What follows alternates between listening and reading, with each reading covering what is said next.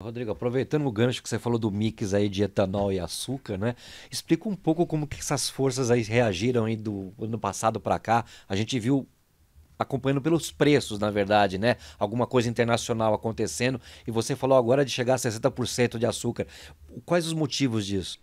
A gente, Roberto, a gente nos últimos. O setor passou por um ciclo de preço de açúcar muito, vamos falar assim, com bastante prêmio em relação ao etanol nos últimos 3 anos. Nos últimos 3, 4 anos, o açúcar melhorou bastante. Vamos falar de. Esse prêmio começou em 22, nos últimos 3 anos. Então, nós passamos um ciclo com o açúcar remunerando muito melhor que o etanol. O que o setor como um todo fez? Até ali, o setor chegava no máximo ali em 47, 48% de mix açucareiro, quando todo mundo estava buscando fazer o máximo de açúcar possível, chegava em 47, 48. E o setor se movimentou.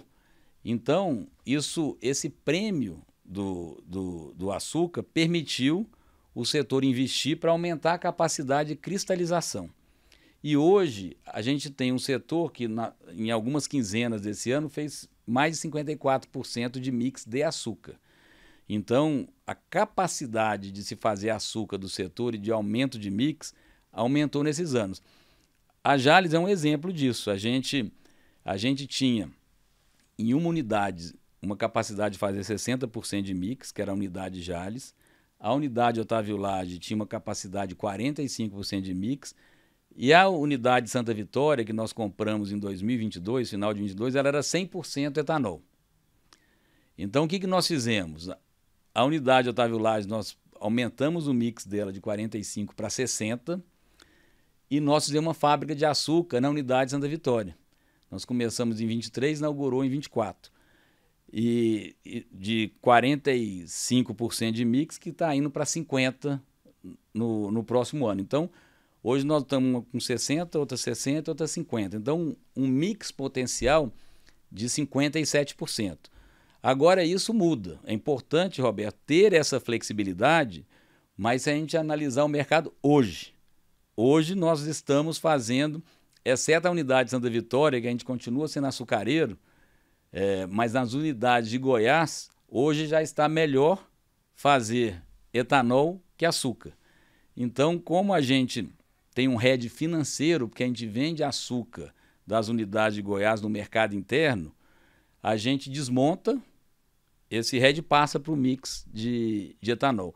Então, essa flexibilidade é importante para você arbitrar e aproveitar para tirar a melhor rentabilidade do negócio. E assim, se o etanol vira melhor, se eu quiser fazer. A Jalles, o máximo de açúcar que ela faz no mix é 57. Mas se ela quiser fazer o máximo de etanol, ela consegue fazer quase 70% de etanol. Então ela tem uma flexibilidade boa, porque antes ela fazia praticamente o mix de etanol e essa capacidade ainda existe lá. Né? A gente aumentou a capacidade de açúcar, mas a capacidade de etanol não diminuiu, ela já estava pronta. E quem afetou a situação toda foi o mercado internacional por causa da Índia, foi isso? Foi a conjuntura, né, vamos falar assim, o balanço de oferta e demanda mundial de açúcar. Né? Então a gente veio de vários anos no qual o mundo produziu menos açúcar que o consumo mundial de açúcar. Então teve um déficit, isso foi fazendo que o estoque mundial fosse caindo, então o mercado ficou bem firme. E agora está projetando para essa nova safra de açúcar mundial, que a safra de açúcar mundial a gente considera de outubro a setembro do próximo ano, que é vamos falar assim, é o ciclo da cana-de-açúcar no hemisfério norte, onde está a Índia, a Europa. Então sempre foi feito assim. O nosso ciclo aqui no Brasil é de abril a março, mas a safra de açúcar mundial a gente considera de outubro a setembro. Então, o ano que vem está previsto, aí, dependendo da casa, uns 3 milhões de superávit de açúcar. Por quê? A Índia está tendo uma recuperação muito grande, ela está saindo na última safra de 26 milhões de toneladas de açúcar para 32, então 6 milhões de toneladas a mais. E o Brasil vai ficar aí entre 40 e 41 milhões de toneladas. E teve uma recuperação também na Tailândia, que também eles tiveram um clima muito bom, então essa safra que eles estão começando agora promete ter uma produção boa. Só que um ponto importante sobre a sua pergunta, Roberto, a gente acha que até o mercado está um pouco exagerado. Por quê? Porque o estoque em relação ao consumo anual, ele, mesmo com esse superávit, ele ainda está num dos menores níveis de estoque quando a gente olha para os últimos 12, 13 anos. Então, um ano de superávit com estoque no nível baixo nos parece um pouco exagerado o impacto que tem dado isso. E de onde vem?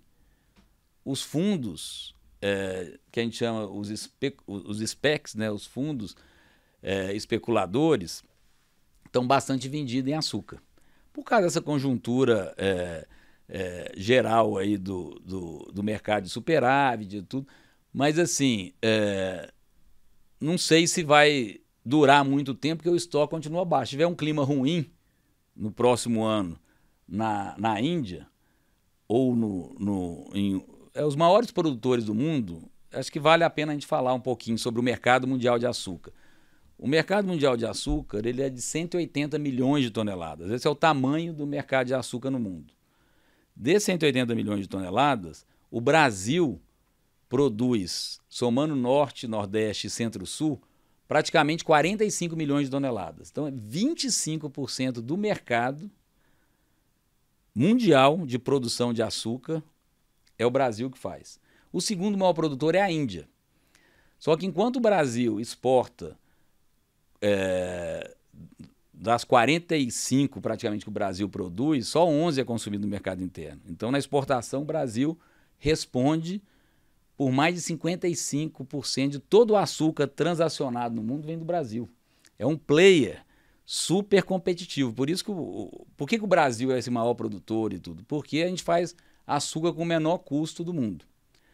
Então, a Índia é o segundo, que produziu 26 o ano passado, mas foi um ano de quebra. O padrão dele é essa faixa de 32. Então, esse é o ponto. O balanço de oferta e demanda no mundo está um pouco... vai sobrar açúcar no ano que vem, mas, de novo, o estoque continua no nível baixo, mesmo com esse superávit do ano que vem.